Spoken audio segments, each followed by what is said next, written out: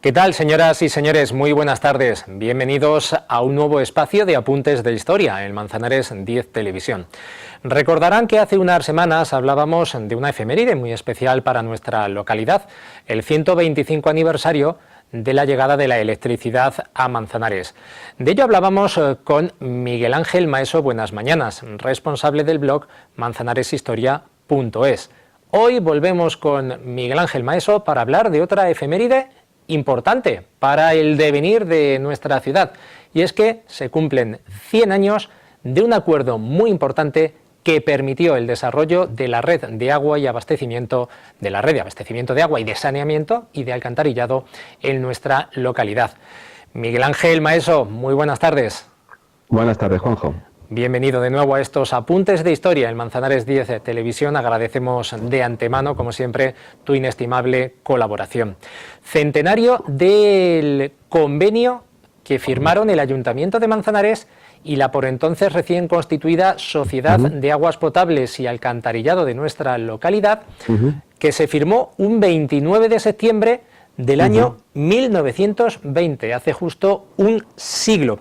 Pero, Miguel Ángel, hasta entonces, hasta ese convenio y todo lo que permitió después, ¿cómo nos abastecíamos de agua los manzanareños? Pues mira, principalmente era con pozos que había en el interior de las viviendas. De hecho, si visitamos alguna casa antigua de Manzanares, de la generación de nuestros abuelos, veremos que casi todas ellas cuentan con pozo. Tener pozo era tan importante como tener cocina, ¿no?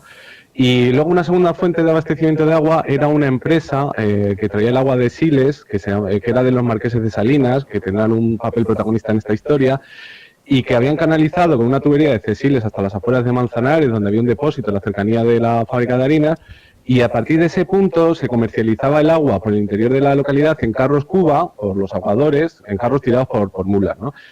Y lo que pasa que, claro, este suministro de agua pues no era suficiente para abastecer toda la demanda, porque Manzanares, a principios del siglo XX, la población de Manzanares había crecido mucho, la industria vinícola y también de fabricación de aguardientes demandaba agua, incluso el propio ferrocarril. Y lo que solía ocurrir en los meses de verano, en los años de sequía, donde el caudal de la fuente de Siles era inferior, pues que había escasez de agua, no era suficiente para abastecer toda la demanda. Entonces surgió la Sociedad de Aguas Potables y Alcantarillado de Manzanares para intentar solucionar este problema. Bueno, en primer lugar, así fue, pero en primer lugar fue el ayuntamiento quien tomó la iniciativa. Lo primero que hicieron fue buscar agua, ¿no? Hicieron varios sondeos en 1916 y encontraron en un paraje denominado Los Romeros, que estaba a 18 kilómetros de la localidad, pues encontraron un pozo, un venero de agua de mucha de calidad y muy abundante. Acto seguido, lo que hizo el ayuntamiento fue solicitar la elaboración de un proyecto, ya no solo para traer ese agua a Manzanares, sino también para construir una red de alcantarillado y agua potable dentro de la localidad. En la redacción de ese proyecto intervino un ingeniero de Manzanares, Tomás García Noblejas. El problema era que el proyecto era muy ambicioso porque querían tender una red por el interior de Manzanares de tal forma que ninguna casa se quedase a más de 200 metros de la red principal de alcantarillado. Querían construir fuentes públicas, 5 fuentes públicas. También requería, en la zona que conocemos como el Pocillo Máximo, construir un almacén de agua, un depósito de agua. Y bueno, claro, y el pozo estaba a 18 kilómetros, o sea, era una obra de envergadura. Y lo que ocurrió es que el ayuntamiento no tenía dinero suficiente para afrontar este proyecto. Entonces, lo que ocurrió, como en el caso de la semana del programa anterior con la electricidad, pues en este caso también los vecinos de Manzanares tomaron la iniciativa y montaron en diciembre de 1918 una sociedad anónima que con un capital social de 1,5 millones de pesetas. Inicialmente hicieron una emisión de acciones por valor de 1 millón de pesetas que fue rápidamente, pues los vecinos de Manzanares acudieron a comprar las acciones y rápidamente se cubrió el capital social demandado. Para hacernos una idea porque claro, 1 millón de pesetas no nos dice mucho, para hacernos una idea de cuánto representaba, por ejemplo, en la construcción del Ayuntamiento de Manzanares en 1926 tuvo un coste de unas 200.000 pesetas. O sea que con el dinero que aportaron los vecinos de Manzanares, para la Sociedad de Aguas se hubiese podido construir hasta 5 edificios como el Ayuntamiento. Esto nos da una idea de que realmente pues era una cantidad de dinero importante y que la gente se se sumó con entusiasmo al proyecto, ¿no? Para aportar tanto dinero. Lo que pasa que, bueno, aunque la sociedad se constituyó en 1918, en diciembre de 1918, no sería hasta septiembre de 1920, justo hace 100 años, cuando finalmente la sociedad y el ayuntamiento firmaron el convenio para llevar a cabo el proyecto de arreglar el agua. Es importante, como ya destacabas en el anterior programa de Apuntes de Historia respecto a la electricidad, es importante ver ese espíritu emprendedor y echados para adelante, ¿no?, de los manzanareños de la época, que fueron capaces de traer la electricidad hace 125 años y fueron capaces de tirar para adelante con este proyecto de la llegada del agua. A falta de inversión pública, se crearon estas empresas con accionariado de los vecinos. Pues sí, la verdad es que, o sea, si hacemos una analogía de lo que costaría construir ahora 5 edificios como el ayuntamiento, vemos que es una cantidad de dinero muy importante. Y me llama mucho la atención, pues eso, que tuviesen la capacidad de ponerse de acuerdo, confiar unos en otros. Todos los directivos eran de Manzanares, la inmensa mayoría de los accionistas eran de Manzanares, así que sí, es sorprendente esa capacidad, esa iniciativa que tenía la gente hace un siglo. ¿Cómo transcurrieron las obras una vez que se llegó a ese convenio, que se firmó hace 100 años ese convenio entre el Ayuntamiento y la Sociedad de Aguas?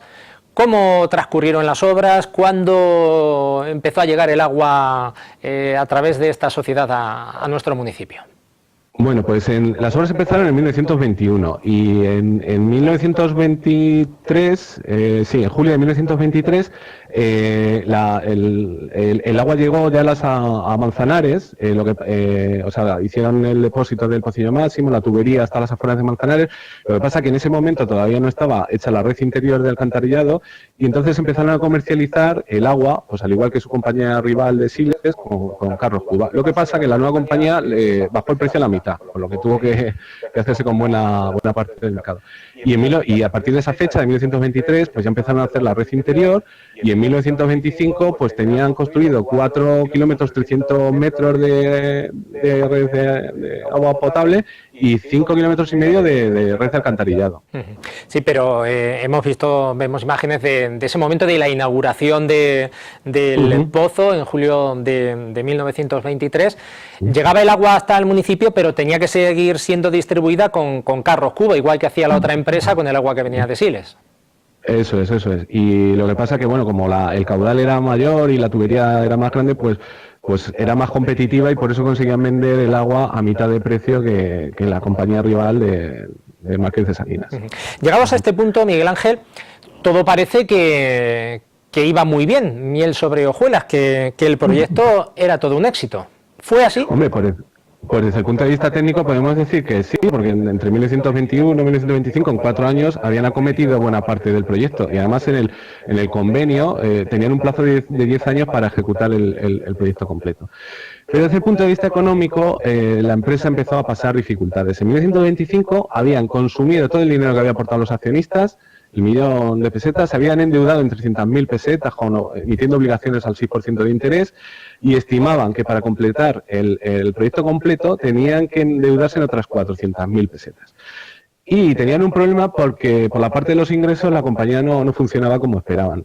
Sorprendentemente, desde el punto de vista actual, ¿no?, que no podríamos vivir sin agua corriente, pues en aquella época los vecinos a cuya casa llegaba ya la red de aguas, pues no se abonaban a la sociedad de aguas, ¿no? Seguían abasteciéndose con el agua de sus pozos. De hecho, de los 400 vecinos que podían contratar ya el servicio de agua, solo 110 lo habían hecho. Y además con instalaciones mínimas, un grifo de agua a la puerta de la casa y poco más, ¿no? Entonces, en 1925 los ingresos que tenía la sociedad no solo no eran capaces de pagar los gastos corrientes de la sociedad, tampoco podían atender a los intereses de la deuda. ¿Y cómo se intentaron resolver estos problemas financieros? Porque hubo, pues eso, se acabó el capital aportado inicialmente por los accionistas. ¿Cómo se intentó resolver el problema? Pues mira, aquí en esto no ha cambiado mucho, pues recurriendo a las administraciones, ¿no? Es algo que sigue ocurriendo en la actualidad, ¿no? Cuando una empresa empieza a pasar dificultades, pues acude a la administración. Los accionistas pretendían que el ayuntamiento comprase la compañía y se hiciese cargo de terminar el proyecto. Y en un principio el ayuntamiento se mostró receptivo, incluso celebró un acto público en el Gran Teatro para debatir sobre la compra, pidió un informe jurídico externo, y parecía que el ayuntamiento iba a acceder a la petición de compra por parte de los accionistas. Pero en ese momento, pues parte de los vecinos pues mostraron una fuerte oposición a la compra de la compañía. ¿Por qué esa oposición por parte de los vecinos? ¿Qué alegaban para estar en contra de comprar esa sociedad que estaba trayendo el agua potable a Manzanares y estaba creando esa red de distribución de la misma? Pues oficialmente eran dos los motivos y eran razones de peso, la verdad. El primero era el hecho de que los accionistas querían que le comprase las acciones al 100% del valor nominal. Claro, no resulta muy razonable que una empresa que está casi en quiebra se compre al 100% del valor nominal. De hecho, en esos días se estaban produciendo ventas entre particulares en los que la acción cotizaba un 50%.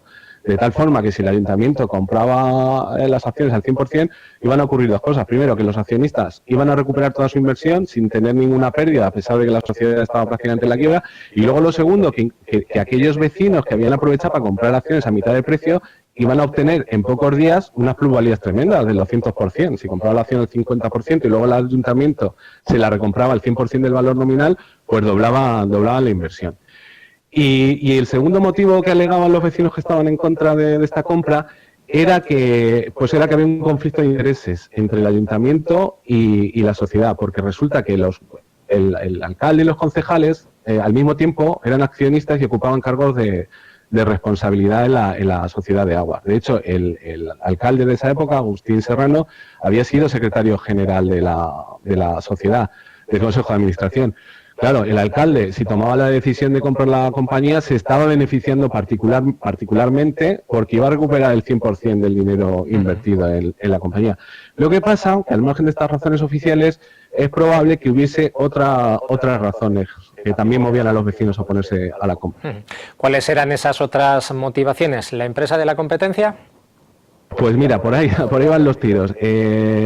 Manuel González de Jonte, que era el marido de la marquesa de Salinas y propietario de la compañía de agua que traía el agua de Sile, pues fue uno de los principales opositores a la compra de la compañía. Y claro, él aquí también tenía un conflicto de intereses porque si la sociedad de agua salía adelante, pues probablemente él tendría que cerrar su compañía, ¿no? O sea que él preferiría que la sociedad de agua quebrase y poder seguir adelante con su compañía. Y luego se unían otros factores, pues resentimiento, rivalidades políticas, y sobre todo encarnadas en Antonio Rubio. Antonio Rubio había sido alcalde de Manzanares entre 1910 y 1913. En ese momento era presidente de la Diputación Provincial y estaba a favor de la compra de la compañía. Su alcaldía había sido muy polémica y se había ganado muchos enemigos y enemistades entre algunos sectores del partido. Antonio Rubio era liberal, ¿no? Y se había ganado enemistades entre ciertos sectores del Partido Conservador. Y entre ellos los hermanos Ochoa Quesada. Entonces aprovecharon toda esta polémica para arremeter contra Antonio Rubio y ponerle un poco en entredicho en su cargo de presidente de la Diputación Provincial. Sí, efectivamente, además con Antonio Rubio como alcalde, antes de ser presidente de la Diputación, pues vinieron obras como el Gran Teatro, entre otras el Gran Teatro de 1910. Pero finalmente el ayuntamiento pudo comprar esa sociedad de aguas, ¿o se impusieron los contactos de Manuel González de Jonte? Pues se impusieron los contactos de Manuel González de Jonte. A ver, este hombre era una persona precisamente con muchos contactos porque había pertenecido a la casa militar del rey Alfonso XIII, incluso había sido preceptor o profesor del príncipe de Asturias. Entonces, él inició una campaña en un periódico provincial, El Pueblo Manchego, en donde pues escribió cartas, artículos, donde argumentaba en contra de la compra de la sociedad de aguas por los argumentos que ya hemos dicho, ¿no? Y además incluso denunciaba que le habían intentado silenciar el ayuntamiento ofreciéndole a él también comprarle la sociedad la compañía que traía el agua de Siles. Así que la verdad no se andaban con medias tintas en esa época. Y bueno, la campaña de Manuel de Jonte, el punto culminante de su campaña en contra de la compra de la sociedad fue una carta que escribió el gobernador civil de la provincia, en donde ya no solo denunciaba la compra de la sociedad de agua, sino que arremetía precisamente contra Antonio Rubio por las decisiones que había tomado mientras había sido alcalde de Manzanares, entre ellas por la construcción del Gran Teatro o la construcción del cementerio municipal. Incluso le acusaba de que durante su alcaldía había urbanizado lo que es actualmente la prolongación de la calle de Toledo, la vereda, y se había visto muy beneficiado porque había incorporado terrenos a su casa, porque él vivía por esa zona, pues a muy bajo precio, que luego se habían convertido en urbanizables.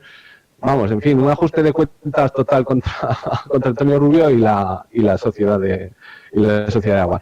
El gobernador civil tomó la decisión de pedir un informe externo, curiosamente a 2 militares. Bueno, estamos en tiempos de la dictadura de Primo de Rivera, claro, y el ejército tenía mucho peso.